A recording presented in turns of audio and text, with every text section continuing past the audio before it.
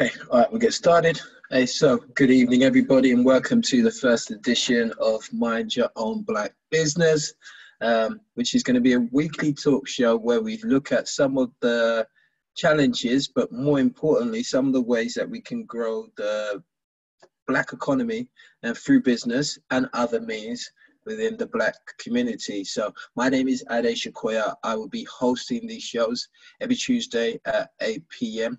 And today I am honored to have our first guest. Well, if you've been around in the Black community in the UK for a while, you'll know that this man doesn't need no introduction. I mean, he's just such a powerhouse in the community. But that said, for the benefit of some of you who may not know who Paul Lawrence is, I'm going to ask Paul to introduce himself. So first of all, Paul, thank you for taking time out from your busy schedule to join us on this. Thank you for taking time out. I know you're a very busy man. You're doing lots of things which we're going to be hearing about shortly. But for the benefit of those people who may not know who you are, can you just quickly give us a little bit of background? So who is Paul Lawrence?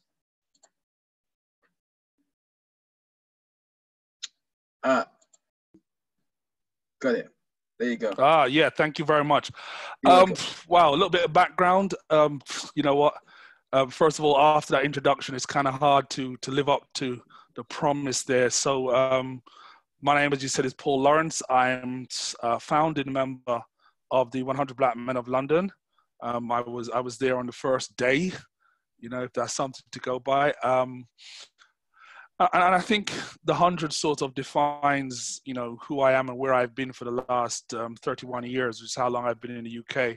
I'm a business owner. I own two businesses. One, which is an IT consultancy, which few people know about, but probably what more people do know about is certainly my work with charities like the 100, Urban Synergy, and a couple others. And my most recent business is a 3-year-old business, which is justtickets.com. Okay, awesome. So you mentioned something about the 100 Black Men of London. Incidentally, that's where I first met you. I can't remember what year it was, which was about 2000 and something, early 2000.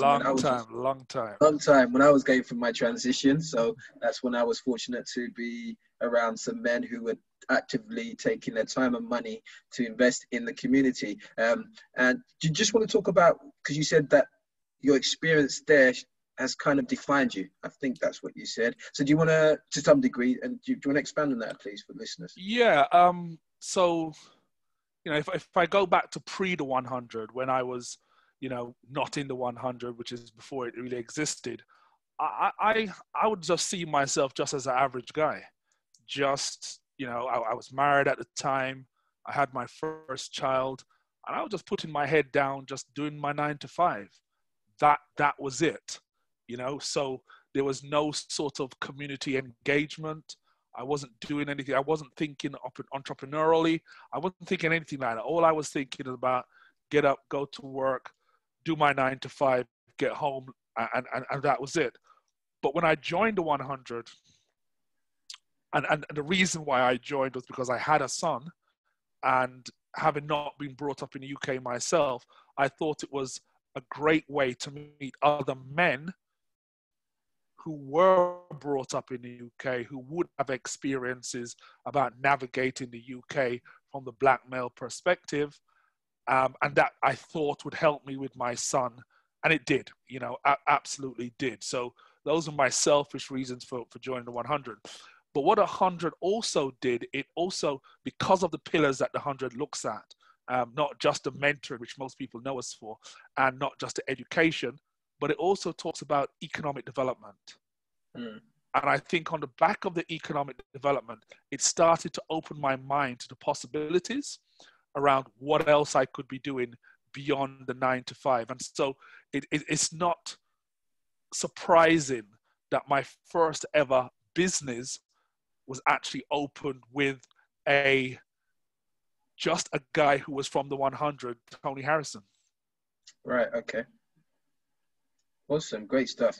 So economic development, economic empowerment, one of the key pillars, not just of, well, key pillars from the 100 mission or values perspective, but also one of the key aspects of some of the stuff that we're going to be talking about on this show over time. So you mentioned that you have two businesses. You mentioned there that it was the process of actually being exposed to the 100 and meeting like-minded men and having that open up your mind. And please correct me if I'm misquoting you on anything, right?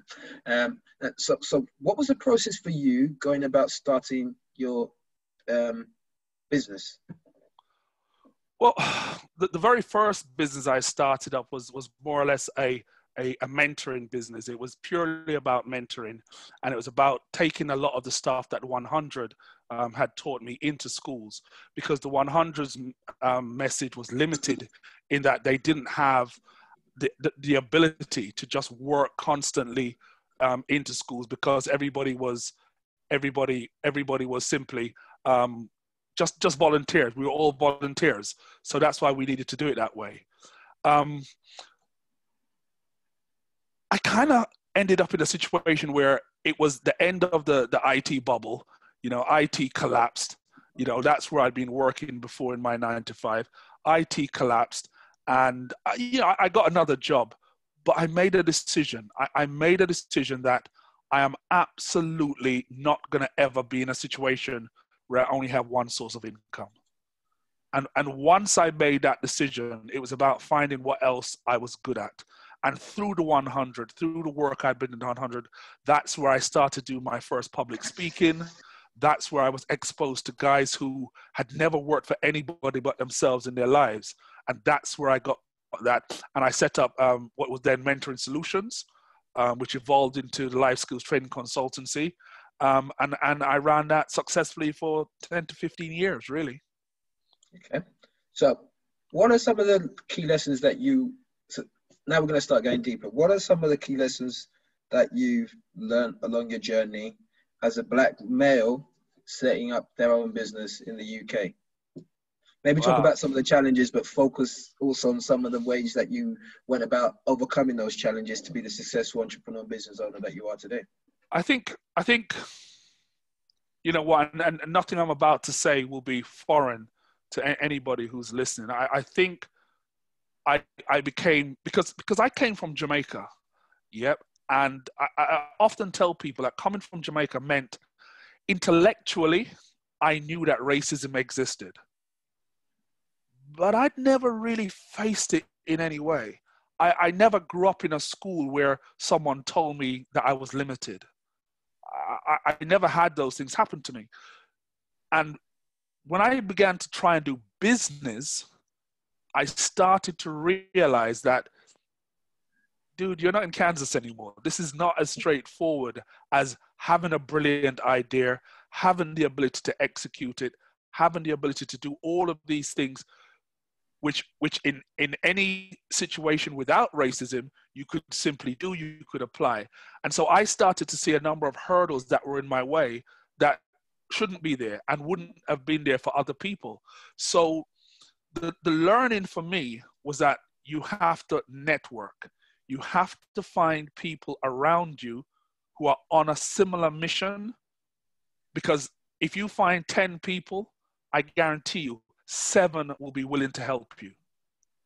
And the big learning for me was about asking for help, asking people to help me. Yep. Accepting the fact that there are issues out there, but asking for help, because relatively I was new to this town. So I didn't know anyone. I didn't know lots of people. I didn't know lots of stuff. So it was about asking people, about networking, about making connections. And I think even to this day, that remains the big learning curve for me in terms of having a business. Sure, you've got to be good at what you're doing. Sure, you've got to have decent customer service, but your networks are really what gets you going and sustains you. Okay, so you spoke about a few things there, and you spoke about racism and the impact and all those great stuff. So, and you also mentioned about networks. So from a Black perspective, are you saying that those networks need to be people who look like us, or can those networks involve people from other races as well? What's your views? I think, you know, let's not fool ourselves. Again, you know, again, this is about very much about the fact that I didn't go to school here. So I didn't have a high school network. I didn't have a university network. Yeah. When I came off the plane, I went straight to work, more or less straight into the city. So I didn't have a black network. I got that from the 100. Let's be crystal clear. I got that from the 100. But the people I was working with in the city, they weren't on that trip.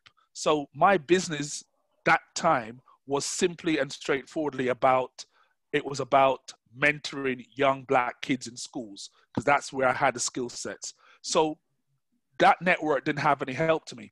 But again, through asking questions and by linking myself with people who were here, I was able to get access into the corridors of power, into City Hall, into boroughs like Westminster,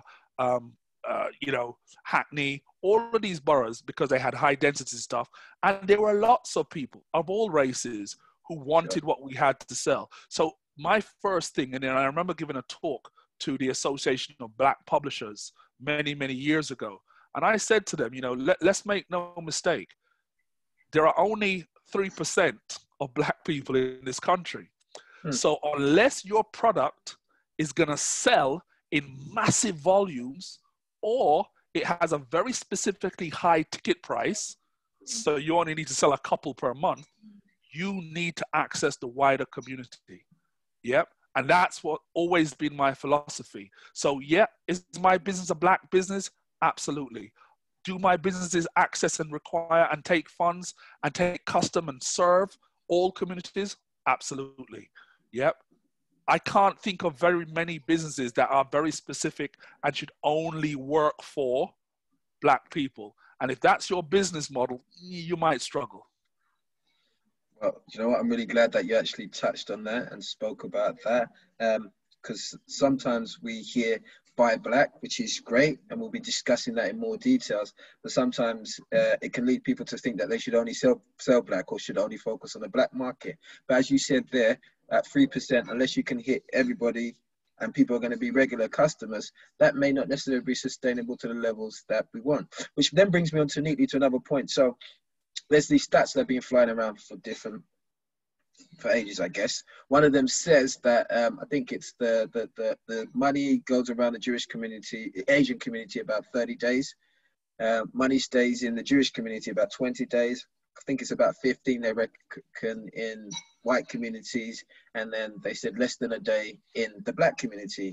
Here's an interesting thing that I've always learned about stats. They say 8 out of 10 stats are made up on the spot, so it is what it is. However, what I then chose to do is when I looked at that, what I started to do was then to ask myself, actually, let me look at my own personal experience and see what happens. And then what I did recently was I looked at when money hit my account, so when I get my money in from clients or from source at the end of the month, to see where that money went. And guess what?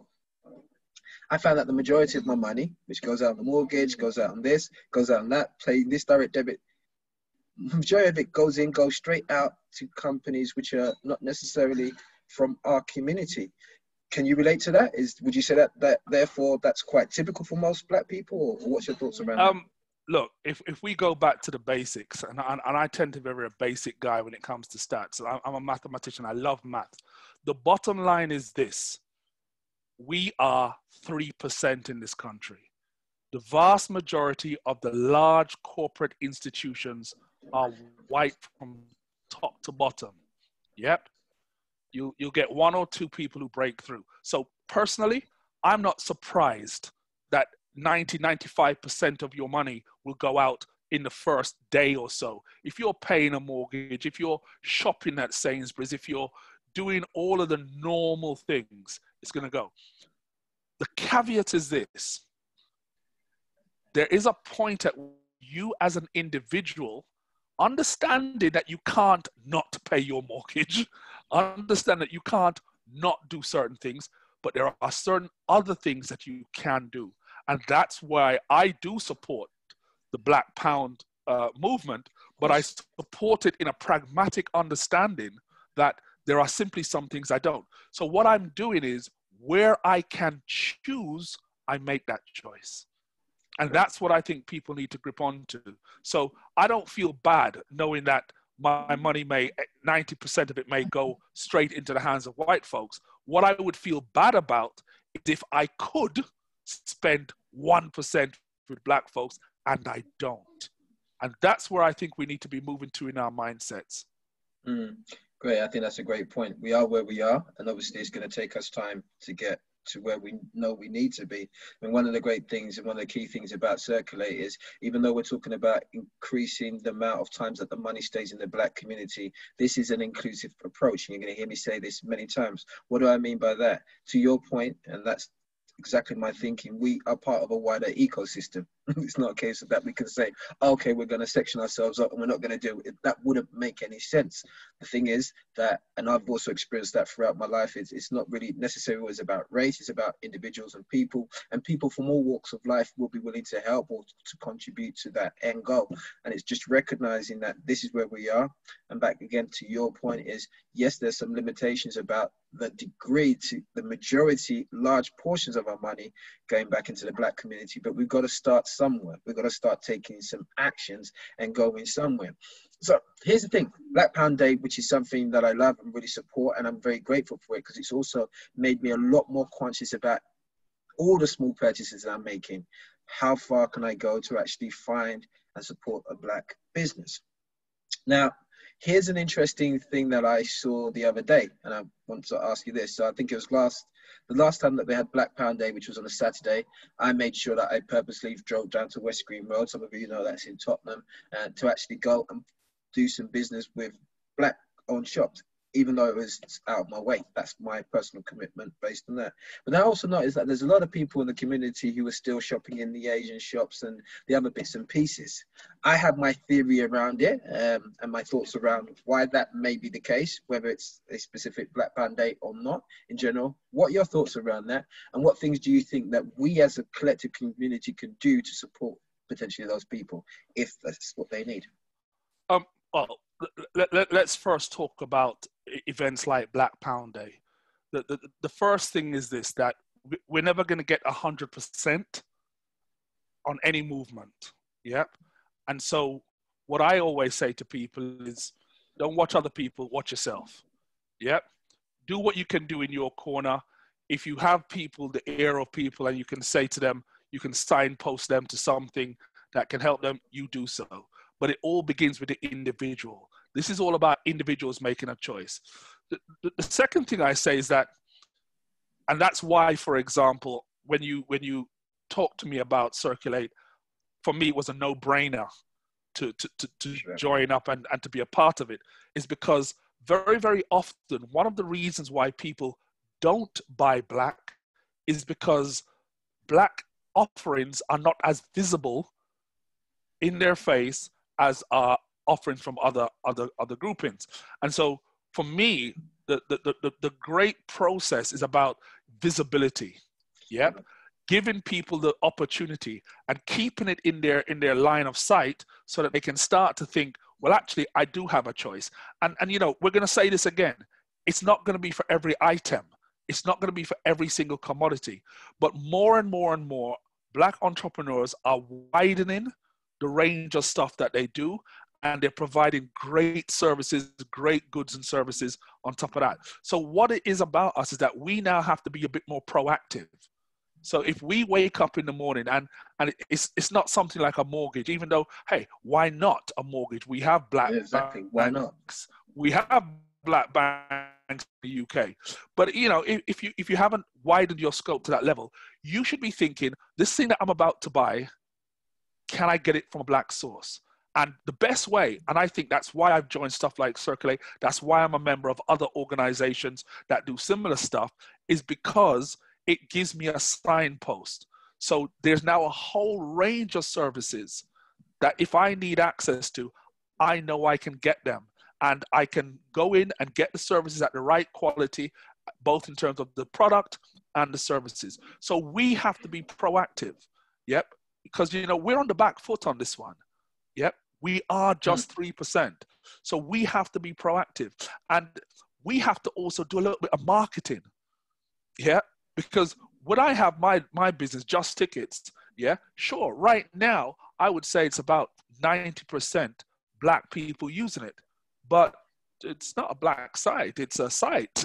You know, it's a business. So all I want is for everybody who has a great experience with Just Tickets to go out and tell their counterparts, black, white, Asian, I don't care, that, you know, this site exists. Let them choose to use it or not to use it. And that's how we're going to build up. And the very important point that I want to say to your listeners is this. We have to start playing the long game. Yep. For too long, we've been playing the short game and we don't understand how it works.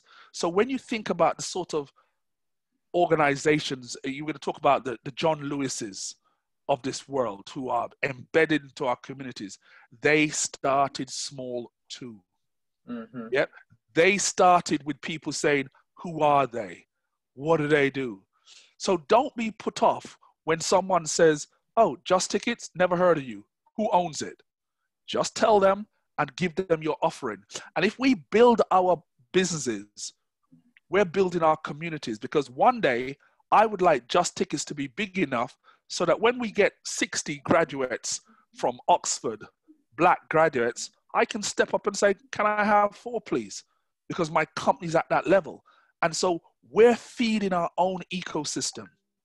And we need to start to understand that if we don't support black businesses, they won't grow. And if they don't grow, we're going to stay in this cycle of complaining that, you know, my son went for an interview and the racist people didn't give him a job. They gave their own a job. Give us a chance to give your children a job. That's what I'm asking. I mean, I love the way that you put that, and that's spot on. And I think we're going to touch on some of those points shortly. And going back to your points when I was saying about West Green Road, indeed, it's down to the individuals. The change has to start with us. And what I did notice as well is sometimes it's easy for us to look at some individuals, and this to me, if I'm going to be quite honest, is where how entwined and complex this situation is, right? Because some people will, a lot of people in our communities may be on low income.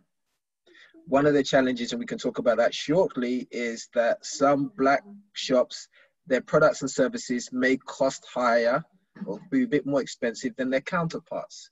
When you have individuals who, from a social demographic point of view, have very low income, every penny counts to them. So even though they may want to shop for black, it's like, well, that extra 10p all adds up. So therefore, I've got to find the cheapest. And it's short-term thinking, going back to your point about long-term, you know, thinking, playing the long-term game. But for some people, it's just about survival. Part of the challenge that I see also with some shops selling their products at a higher price is because other communities have established buying power, so they can club their finances together to buy products, which means they can easily sell them cheaper to undercut. So I'm in agreement. I think that those of us who can should be able to think long-term and not so much be caught up about maybe that extra cost that it might cost us to buy a product from our own, because over time we will build it up and build up our economic basis. You spoke there about the money, and now I'm hearing figures again. All of these figures I don't know because I'm not seeing the money, but it says that roughly that, you know, 30 billion pounds, I think it is, and maybe you know better and you can correct me, is what the annual spend is in the black community, which begs the question, where does it all go? Well, you know, even though we are 3%, we are 3% of probably the fifth. And so 30 billion sounds a lot, but when you drop that into the overall spend in the UK, you're talking about trillions. Yeah. So first of all, it's not that massive. That's how I look at it, because we are 3% of one of the largest economies in the world. You know, the UK is a massive capitalist society where spend is the nature of the game, even if a lot of that spend is on credit. But the reality of the matter is, and I just want to touch on your point about people on low incomes, that's not all of us. Exactly. There's a lot of us who are not on low incomes. There are a lot of us who won't notice. We won't notice the extra 10p. Yeah. But the other point we need to pin out is this, is that one of the reasons why, for example, in Croydon where I live, the Asian shops have a lock and a grip is because they also have a lock and a grip on the supply chains. So when we're talking about business opportunities, we need to start thinking about supply chains. Yep. It's not just the shop owner at the front that makes the business. It's the supply chain. Now, if we could control more of our supply chains, yep, it would be great. Look, I know people have a big beef with Tropical Sun, but let's face it, they went down to Jamaica, yeah, built a factory, employed Jamaicans, and started to export their goods. Now, we can moan and complain all we want. The reality of the matter is, why didn't one of us do that? Why didn't one of us go to Nigeria, go to Ghana, go to Jamaica, go to Barbados, go to Grenada, set up the same factory and do it? So that's why they control so much of the market. Not because of anything else, but we have been short-sighted. We are very quick to complain. And look, I complain too. But then I sat down and did the work. I sat down and did the research. I tried to figure out how comes they were doing this. And that's what I found. So we have to start thinking wider. And there are companies. So you got these importers. Yeah, these importers do the same. They import stuff from Jamaica. So there's movement and so on. And they import stuff from other countries.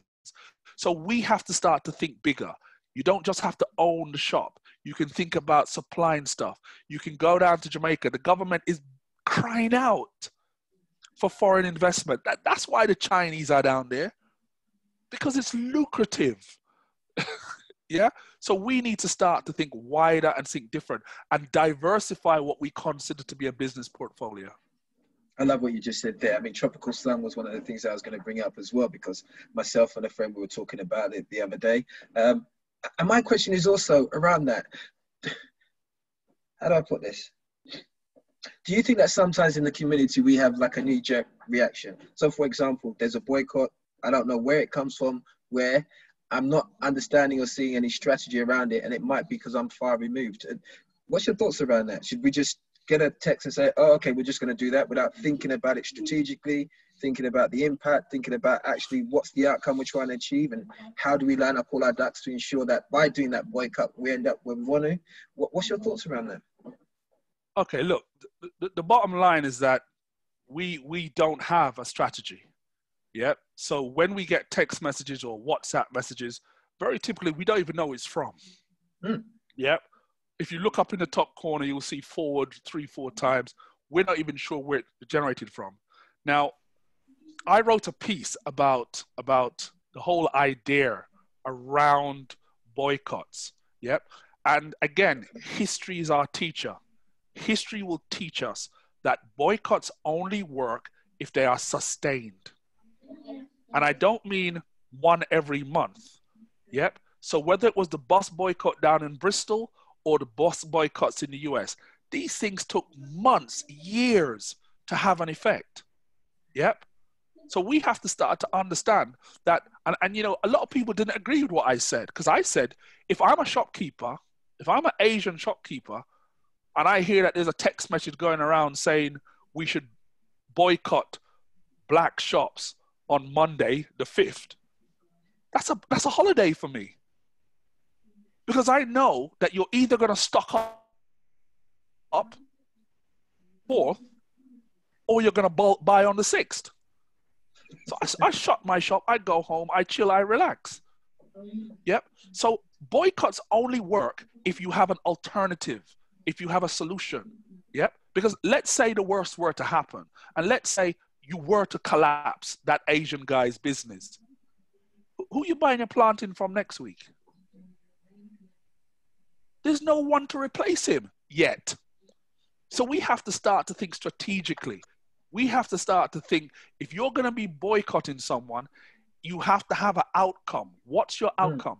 And all people kept on saying to me is that, oh, well, you know, it's awareness. And I'm like, oh, okay. When the bus boycotts happened, they wanted change. They wanted something different. They wanted a different outcome. Yep, they wanted things to be different, and they got that change. If I see black boycotts and understand that you're boycotting, what's the reason? I'm happy with the Black Pound Day because that's a positive thing. That's telling me to go spend my money, or should I say, reminded me to spend my money with black organizations when I can.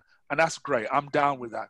But don't ring me when you're talking boycotts, unless you've got a longer term strategy in mind. Once again, I think that thinking is very much key, because even one of the other points is we talk about boycotting, we talk about hitting the Asian person at the end of the chain, but then what about all the black businesses who have stocked up on that product, who've already got that product? Does that mean we're not going to frequent them? And a lot of the, in my experience, a lot of the especially when we're talking about things like Tropical Sun, they will be stocked by shops that sell food, typically and mainly to the black community. So we then saying that we won't buy from them, we won't buy their product, which means they end up with stock, cash tied up. So people in business will understand these concepts. Cash tied up, which means they will need to push up their prices around the rest of their products in order to be able to recoup the cash that they've got tied up, which means people will stop buying from them because they say they're too expensive and go somewhere else. So in many ways, some of those unthought of approaches, all they're doing is really impacting us. And in terms of the biggest strategic outcome that we say we're going for, I think that they're very detrimental to us, which then brings me to another point, just some of the things that you said there as we start to wrap up. Where is the leadership in the black community in the UK? Wow. Oh no, you can't ask me that. I just did. Leadership is a hard question. It's something that we've toyed around many times. And you know this is a good place for us to draw some conclusions. Now look, the leadership it's difficult, and it's difficult because there are people who would happily take on the mantle of leadership, and there are people who have tried, but we are very harsh on our leaders. We are very harsh on our leaders. And I know that there are people who are saying, you know, if you step up for leadership, you should be able to take the rough with the smooth. But my God, the way we are with our leadership, if they slip, they are in the world of pain. They are 100%. I always knew he was this. He was always that. What about when he did this? What about when he did that? And so it makes people who are entirely competent afraid. And maybe there's an argument to say, well, if they're afraid, they're not great leaders. But you know what? People have their lives to get on with. You know, most people are just trying to make it through the day. Yeah. And if they branched out into a company, into a business, they're trying to build that business. Yep. The last thing they need is a forensic investigation into something they did when they were 10 years old, and it to be plastered all over social media and has nothing to do with it. And that is a fear that stops a lot of people. But we do have people who are showing leadership, and you know, especially our women. And I think it's fair to say that our women have actually, they've organized. So over the last few weeks on my show, People Talk on a Sunday, I've been looking at how women have actually done a lot of business. And I did a business show a couple of weeks ago. And some of the stuff that the women are doing, they're not just organizing in terms of their businesses, but they're also having master classes. They're also paying for good coaching. Yep. You try and tell some of the black men that, you know what, you could get yourself a good business coach. Yep. You know, people like Asari said, Asari is a great business coach. Yep. But I can wager that Asari's classes are filled with white business people. Now, we need to think. That's leadership. Asari is leadership in practice. Yet his sessions are filled with white folks. Yeah. So, yeah, the leaders are there.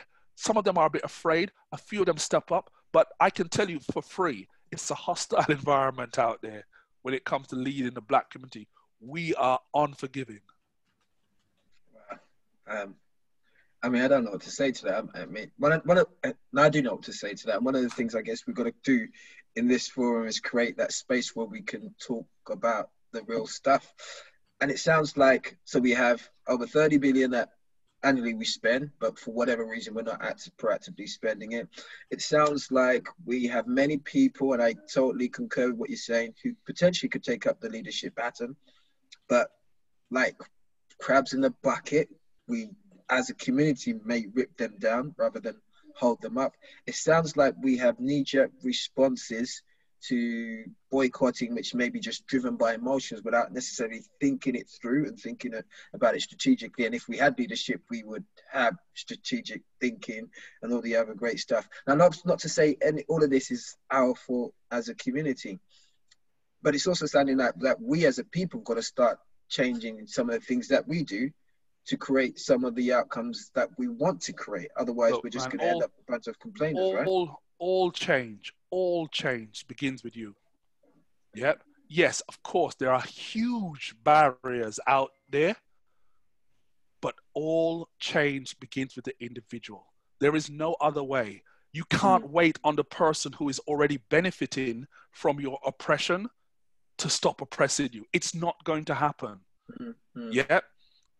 No one has ever, I wrote about this as well. No one has ever given up a position of privilege freely. It just doesn't happen. Yep.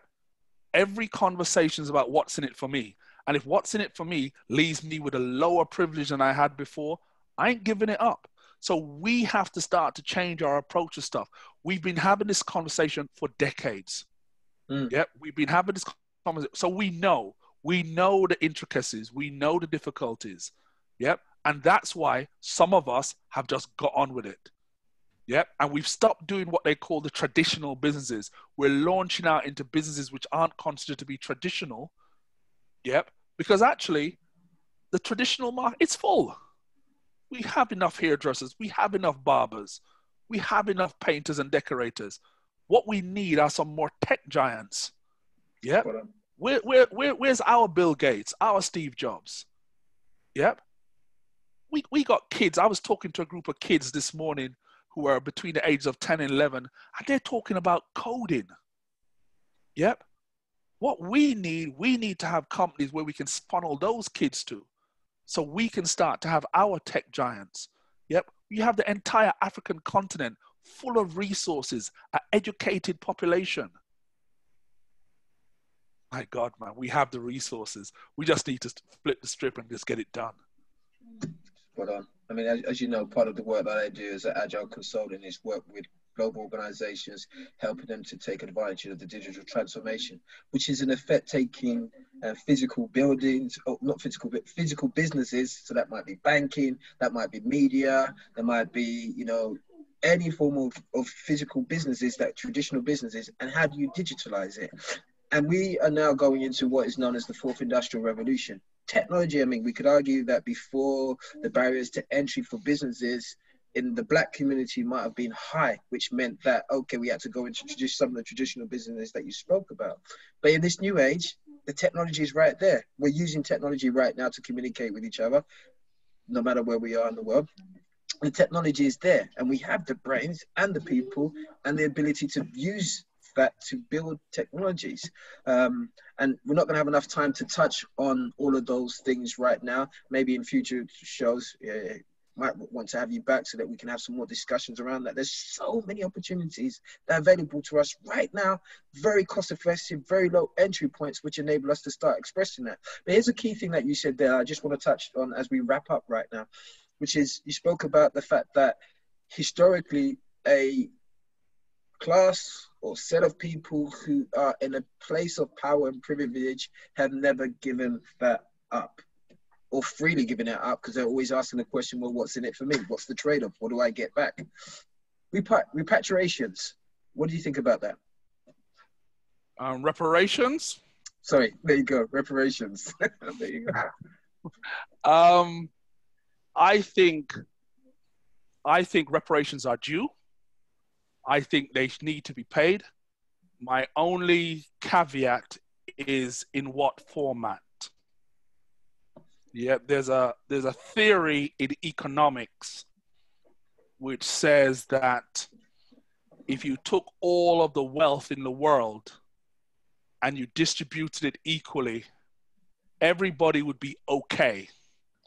but within 5 years, the rich would be rich again and the poor would be poor again. Now, that worries me, because if people are not financially literate, then that reparations will be wasted.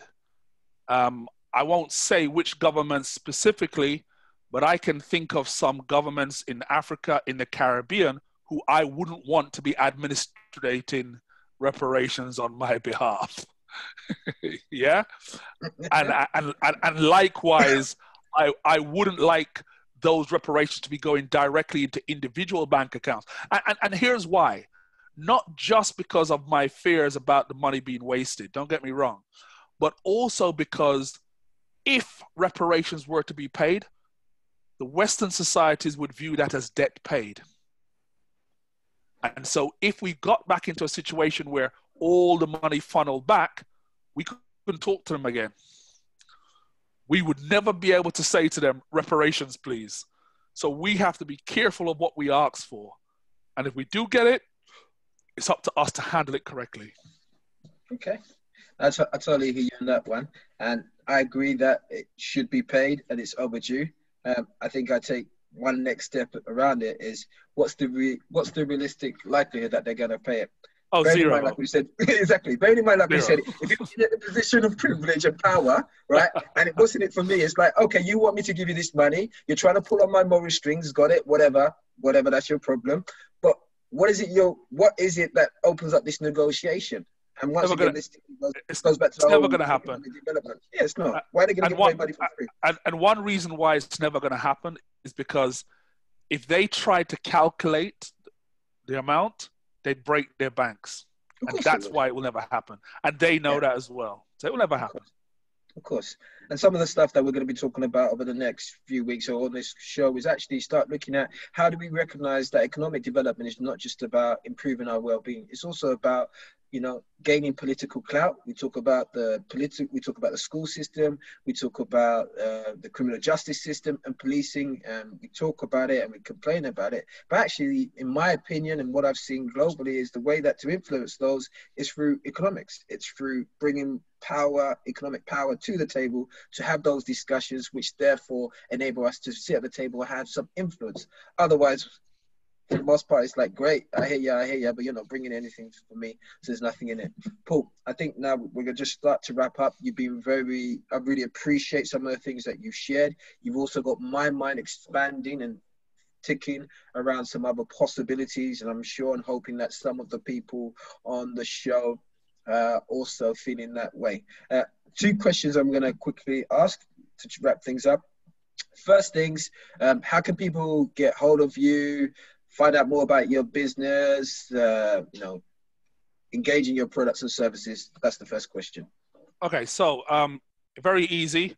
The current big business that I'm pushing right now is Just Tickets, and that's your normal 3 W's, jus-tickets.com. It's a platform where you can post your events. It's self-service. You can post your events. You can sell tickets to your events. If your event is free, there's no cost for using the site. We're unique in the sense that we also have a free service where we will add your event to the site for you if you're a technophobe. Especially nowadays, everything's gone online. A lot of people who typically wouldn't be using a service like ours now have to. We got that covered. If you need help with setting yourself up, opening your first account, getting your event live, we can help you with that. So that's justtickets.com. So obviously, if you send an email to info@justtickets.com, JUS-tickets, it will come to me. Aside from that, otherwise, I'm all over social media. Paul Lawrence, I'm on YouTube, on People Talk with Paul Lawrence.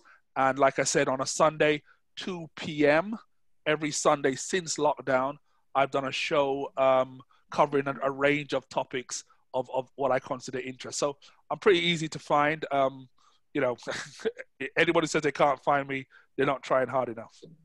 Awesome, great stuff. And then my last question to you is, what 3, just based around what we've spoke about, what 3 practical things or thoughts would you leave the listeners with that we could start doing within our communities today to reset the economic dial? do some personal development. Yeah, first things first, work on yourself first. Second thing, learn how to ask for help. Yeah, don't sit there wanting and not ask for help. And remember that the best way to learn is to teach. So if you learn something, try to teach someone else. Awesome. Really appreciate your time, Paul. Thank you for taking time out from your very busy schedule to be a contribution to the wider goal, the wider picture here. Really appreciate that. And to all the listeners, thank you very much for also taking the time out. If you're watching this live, thank you. If not, you're watching the recording, just remember every Tuesday at 8 p.m. we'll be tuning in with different guests to discuss different aspects of the Black economic revolution. Now, let's not scare anybody. It's not a case of picking up guns and stuff, but it's using the most powerful thing within a capitalistic society, which is money. How do we build that money? We know we have the money within the community, but how do we ensure that we circulate it more within the community so it does a lot more good? You heard Paul speaking about the growth intention plans of how do we build organizations like Just Tickets to the point that we can start employing some of our young people so that we're not complaining about them being on the streets doing nothing. We provide them with the opportunities, provide more jobs, which means that potentially, and we'll be discussing that with some of the future guests, that might actually ensure that families stay together a lot longer, and that the final pressures that might lead to split families and single parenting, which then leads to children being on the streets and all the other great stuff, we can actually resolve that. So as you're hopefully beginning to see, a lot of what we're talking about here is interlinked. A lot of it is it's a complex adaptive system, very interlinked, and we've got to start looking at how do we take ownership for this and start resolving some of these issues. So Circulate in its current format is a online directory, which one of the things that it offers, there'll be many other offerings. It's just a place, going back to Paul's point as well, where you can actually go and make your business visible. Make it easily accessible to other people so that actually, if they're like me, who spends a lot of time buying stuff online simply because I don't have the time to go out, online is my preference. Why not make your presence known so that people anywhere, anytime can start buying products from you? So once again, thank you very much, Paul Lawrence, for your time. That's Paul Lawrence from Just Ticket, as you heard, www.jus- which is the -tickets.com. Go there and support that. And this is Ade Shakoya from Circulate signing off and saying, every time you spend, think about where you could be spending that and what the benefits or what the returns could be, not just for you, but for the wider community, your children, and for the future. Thank you.